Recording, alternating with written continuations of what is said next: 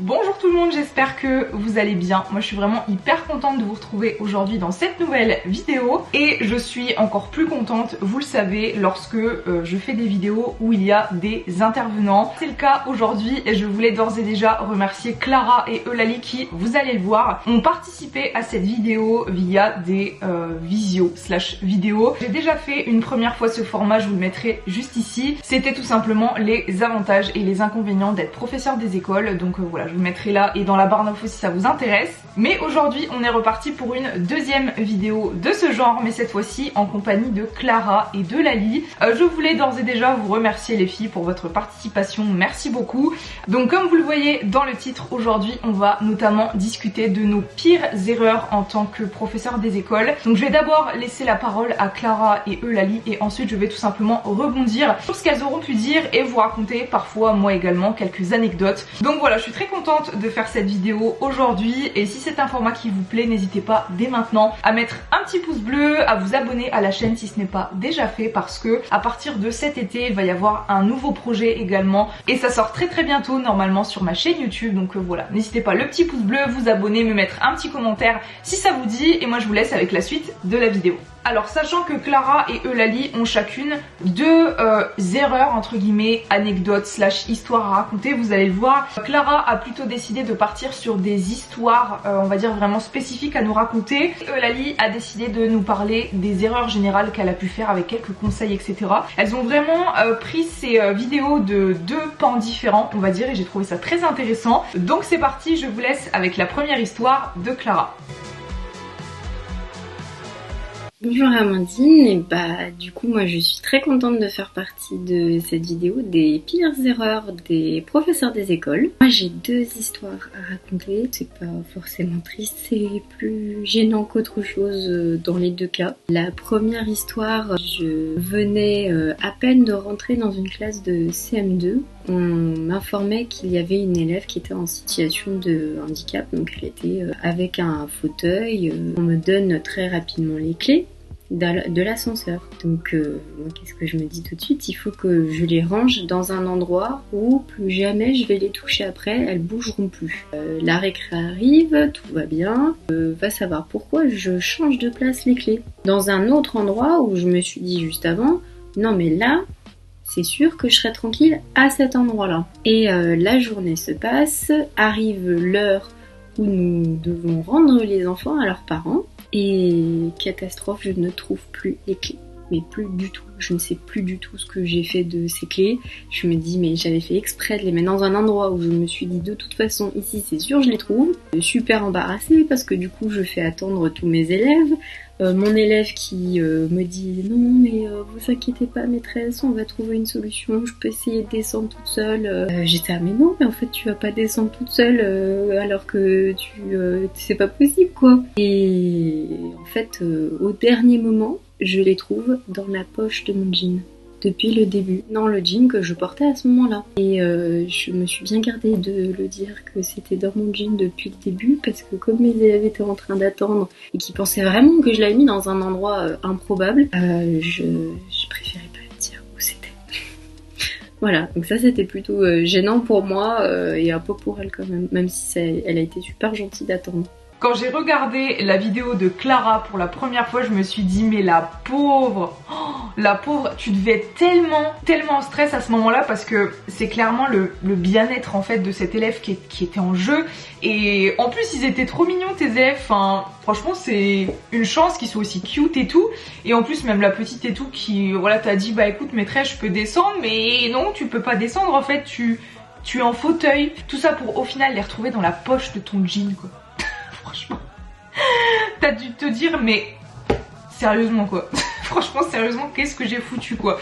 Mais ça c'est une histoire qui ressort pas mal en général, enfin dans le sens où c'est assez complexe, on court partout et tout quand on est PE et même si on se dit ça peut arriver, on a posé ça là, bah des fois tu vas reposer des classeurs, tes fiches de prep, tu vas avoir tout simplement pensé à autre chose. Tout va bien, enfin tout s'est bien terminé dans le sens où tu as retrouvé les clés et je pense que maintenant tu vas faire plus attention à où tu poses cette fameuse clé. Si tu es encore dans cette école ou pas, n'hésite pas à nous le dire dans les commentaires, j'irai checker tout ça. Mais voilà, en tout cas merci pour ta première anecdote. Ok, donc on va passer maintenant à la première erreur de Lali. Vous allez voir, j'ai adoré vraiment la façon dont les deux se sont appropriés le concept de cette vidéo aujourd'hui. Comme je vous l'ai dit, Clara a plutôt décidé de nous raconter des histoires spécifiques, alors que Lali va plutôt nous raconter des erreurs, on va dire, plus générales, avec quelques conseils à la clé. Donc je trouvais que c'était vraiment sympa de voir un petit peu ces deux appropriations de ce sujet-ci aujourd'hui. Donc je vous laisse avec la première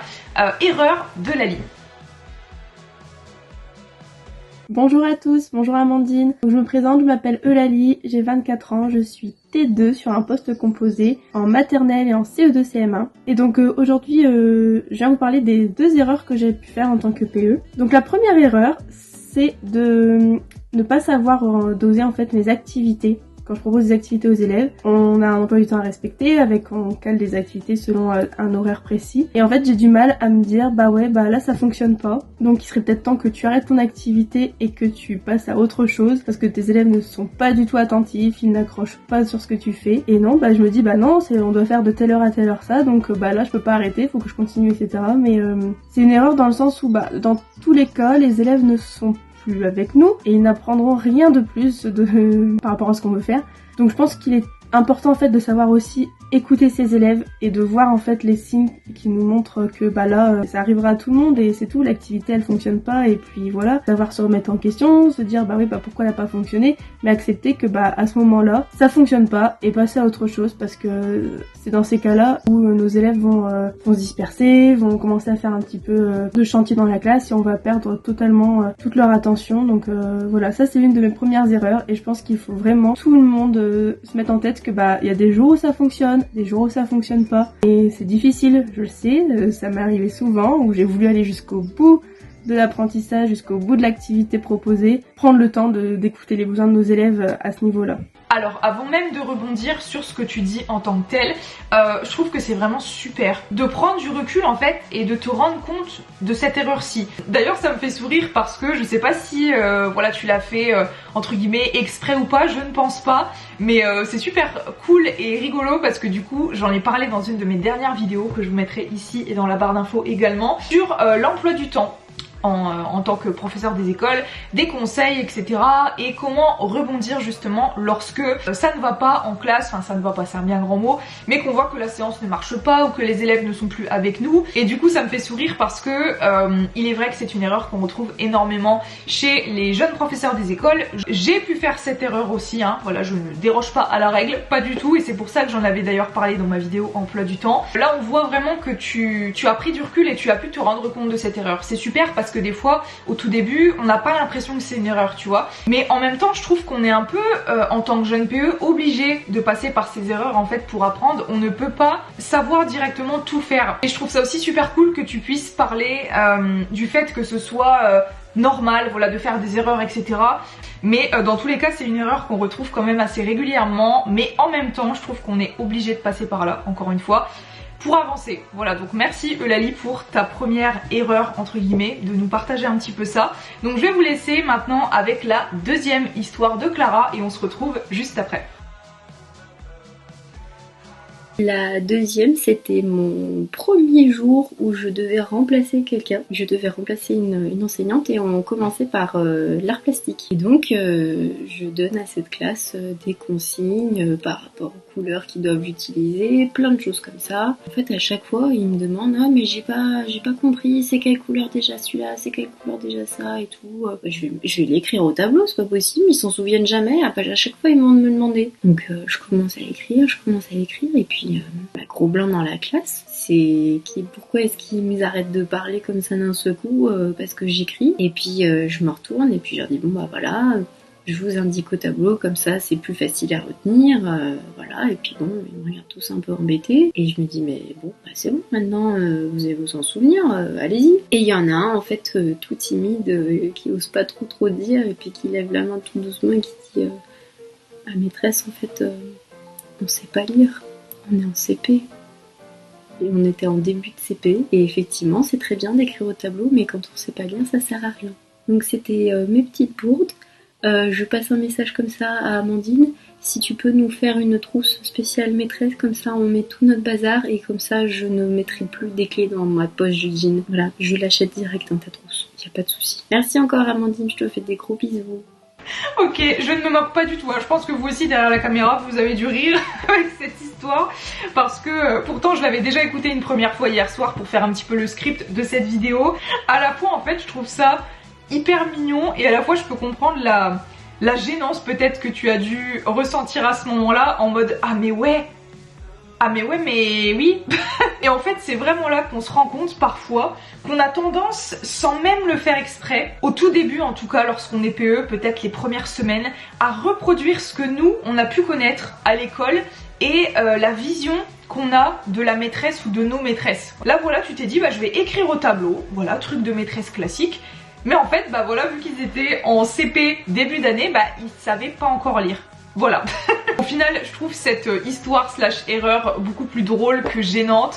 Même si sur le coup, je peux comprendre que t'es été grave embêtée et tout en mode mais oh là là oui. Mais tu t'es dit bah de manière hyper bienveillante, en plus je vais leur écrire histoire que voilà, ils galèrent pas trop, etc. Et d'ailleurs, merci Clara pour ton petit mot de la fin qui voilà parle de ma boutique, d'une possible trousse voilà que tu achèterais si j'en fabriquais une. Peut-être que ça arrivera un jour, pourquoi pas, c'est pas prévu directement dans les semaines à venir non plus, mais pourquoi pas un jour faire une trousse la maîtresse du dimanche. Voilà, n'hésitez pas à me dire si ça vous plairait en commentaire. De mon côté, cette histoire me fait également penser à une autre anecdote, voilà, de mon point de vue d'ex-professeur des écoles. J'étais T1, donc première année, en classe de petite section tous les lundis et à ce moment-là, j'avais préparé des ateliers en fait. Et notamment un atelier sur, vous savez, des perles pour travailler l'algorithme. Pour celles et ceux qui ne voient pas de quoi je parle, je vous mettrai voilà, des images directement dans l'écran. Et je me souviens déjà que j'étais très angoissée de commencer mon année en maternelle et notamment en petite section parce que j'étais de base beaucoup plus à l'aise avec l'élémentaire. Donc je me retrouve en petite section et là il a fallu que je fasse des ateliers, etc. C'était très complexe pour moi de leur faire comprendre, parce que je sais pas si vous vous rendez compte, mais pour celles et ceux qui sont pas du milieu, petite section ça équivaut à des enfants de 3 ans. Quand j'ai fait la rentrée, ils arrivaient tous avec leur doudou, ils pleuraient, etc. Enfin c'est pas du tout la même chose qu'en élémentaire. Moi j'avais passé toute mon année de PES, donc PEFS maintenant, donc professeur des écoles stagiaires, en CE1, CE2, donc là je suis arrivée en petite section. Franchement j'étais littéralement perdue, mais vraiment je me suis dit mais où est-ce que je suis tombée. Les élèves et notamment une élève en particulier n'arrivaient pas à comprendre qu'il fallait mettre tout simplement les perles dans un ordre précis selon l'algorithme, selon le modèle, etc. Et je me butais forcément à ce qu'elles comprennent et elles ne comprenaient pas. Du coup je l'ai pris vraiment comme un échec entre guillemets, comme une erreur de ma part, dans le sens où je n'ai pas réussi, on va dire, à tourner la consigne d'une autre manière afin qu'elle comprenne. Mais du coup c'est pour ça que ça me fait penser à l'histoire de Clara avec les, on va dire, la consigne de manière générale. On va donc passer à la dernière erreur, donc qui est la deuxième erreur de Lali, et on se retrouve juste après pour en parler. C'est une erreur vraiment qu'on va tous faire, qu'on a déjà peut-être fait, on s'en est rendu compte ou pas, on l'a accepté ou pas, mais c'est le surmenage. On a un métier qui nous demande beaucoup de temps, qui nous passionne, hein. De toute façon on parle plus d'une vocation que d'un métier, mais il faut savoir s'écouter, savoir dire stop. Je vais prendre mon expérience personnelle. L'année dernière je suis arrivée en fait en tant que T1 dans une école un petit peu particulière. Il est vrai que j'étais pas vraiment à ma place, les élèves que j'ai en face de moi c'était pas vraiment ce à quoi je m'attendais et ce à quoi on m'avait préparé à l'ESP pendant mon année de PES. Je prenais beaucoup trop à cœur en fait ce qui se passait. Et un jour, je suis partie de l'école le soir et je me suis mis à pleurer tout le long de la route. Quand je suis rentrée chez moi, je pleurais, je suis allée voir mes parents, j'étais en larmes. Ma mère elle m'a dit, il faut que tu te mettes en arrêt, il faut que tu souffles, tant pis, tu veux pas continuer comme ça. Et j'ai pas voulu me mettre en arrêt, je me suis dit non, je peux pas, c'était impensable de me mettre en arrêt comme ça. Et donc je l'ai pas fait, j'ai beaucoup discuté avec mes collègues qui m'ont beaucoup aidé et en fait à partir de ce jour-là, j'ai arrêté de faire passer notre cher métier avant tout. Alors oui, je l'aime plus que tout le monde, hein, j'adore mon métier, mais on n'a qu'une vie et je pense que beaucoup d'enseignants font cette erreur-là jusqu'au jour où il est trop tard, jusqu'au jour où on part en dépression, en burn-out, où on veut plus mettre un pied à l'école. C'est qu'un métier au final, et je veux dire, il y a d'autres choses plus importantes, il y a notre vie de famille, notre vie personnelle. Ouais, ça je pense que c'est vraiment la plus grosse erreur que j'ai fait, parce que je pense que si j'avais pas été capable de me relever après ça, j'aurais sûrement plus repousser la porte d'une école. Oui, mon cahier journal il est prêt, mais j'ai peut-être pas les documents qu'il faut, et puis bah tant pis, c'est pas grave, c'est ok. En attendant, j'ai profité de mon week-end à fond, j'ai profité de mon mercredi, et voilà. Et ça veut pas dire que je suis une mauvaise enseignante, parce que prenez soin de vous et ne restez pas la tête dans le guidon tout le temps, parce qu'un jour vous allez craquer et c'est pas bon. Ils ont besoin de vous, vous avez besoin d'eux, mais vous avez une vie et préservez-la surtout. Voilà. Bisous à tous. Alors ça clairement c'est l'erreur avec un grand E que font absolument tous les jeunes PE du monde. J'en ai déjà parlé je ne sais plus combien de fois dans mes vidéos. Je suis très contente que Eulalie puisse remettre également le point dessus. On fait ça quand même avec une certaine passion, on plastifie devant la télé des jeux, enfin on est tout le temps dedans. Moi je me souviens quand j'étais PES, je travaillais tous les soirs jusqu'à 11h, minuit. Tous les soirs. Ça m'arrivait même de craquer devant la télé en plastifiant mes trucs, pas parce que je n'aimais pas plastifier, mais tout simplement parce que j'étais fatiguée, voilà, normal. Et comme Eulalie a pu le spécifier, notre vie, notre santé physique et mentale, notre famille de manière générale, ce n'est qu'un métier, comme elle a si bien dit. C'est très compliqué à comprendre d'un point de vue extérieur que ce métier puisse être autant prenant, voire même usant si on ne fait pas attention. Profitez le week-end, profitez les mercredis. Alors bien entendu voilà, c'est un peu obligé quand même de travailler à côté de ses heures de travail comme voilà, le disait Eulalie, etc. Mais pas forcément tout le temps comme moi je pouvais le faire avant, par exemple tous les week-ends, tous les mercredis, toutes les vacances, que ce soit également jusqu'à 11h minuit, lundi, mardi, jeudi, vendredi. Enfin au bout d'un moment en fait le corps humain n'est pas fait pour se donner une pression continue et comme elle l'a dit, bah voilà, c'est du surmenage et c'est l'erreur encore une fois avec un grand E que font quasiment tous les jeunes PE. Et comme je vous le dis toujours, je ne déroge pas à la règle sur un bon nombre de choses. Voilà, j'ai été jeune professeur des écoles et le surmenage a également fait partie de mon vocabulaire pendant un moment. Donc c'est vraiment important pour le coup de trouver le juste milieu, comme ça vous allez réussir à vous épanouir davantage dans ce métier qui est un beau métier, mais il faut vraiment faire attention à ne pas tomber dans le surmenage parce que malheureusement ça arrive très souvent et voilà, lever le pied. Profiter de sa famille, c'est vraiment très important également. Donc voilà tout le monde, cette vidéo est terminée. Je suis vraiment trop contente d'avoir filmé une deuxième vidéo de ce format, voilà, avec des interventions d'abonnés. Même si c'est à distance, je trouve ça très cool et franchement merci encore une fois à Clara et Eulalie pour leur participation, c'était vraiment super cool. Encore une fois, si cette vidéo vous a plu comme d'habitude, n'hésitez pas à mettre un petit pouce bleu et à me donner toutes vos impressions en commentaire. N'hésite pas également à t'abonner à la chaîne si ce n'est pas déjà fait parce que je compte de plus en plus faire des vidéos de ce genre et même vous allez le voir normalement dans 1 ou 2 semaines il y a le tout nouveau projet dont je vous parlais au début de cette vidéo et là franchement j'ai beaucoup trop hâte. Vous pouvez également me suivre sur Instagram parce que c'est toujours en story que je parle de la prochaine vidéo et des interventions. En général je mets toujours une story, voilà, où vous pouvez cliquer sur ça m'intéresse ou j'ai envie de participer, comme ça après je reprends la liste des personnes intéressées et je sélectionne tout simplement voilà, les intervenants d'une prochaine vidéo. Voilà, donc si ça vous intéresse, ça se passe directement sur Instagram. Sur ce, je vous fais plein de bisous et je vous dis à la prochaine fois dans une nouvelle vidéo. Bye!